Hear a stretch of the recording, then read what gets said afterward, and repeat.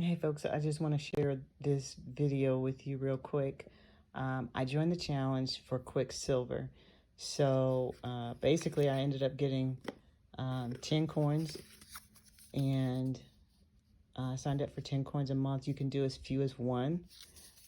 It's basically the cost that you would pay on any site, any location. If you go to, what is it, mint.com? Is it mint.com? Yeah. So it's about $27 an ounce for silver right now. These are 1 ounce coins.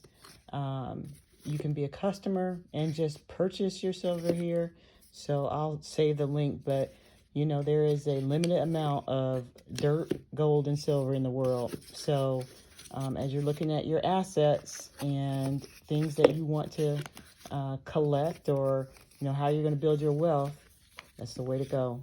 Dirt, real estate, right? Or gold and silver.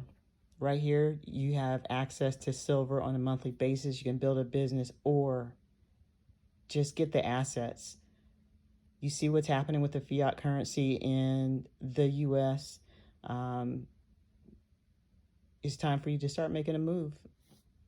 Invest differently.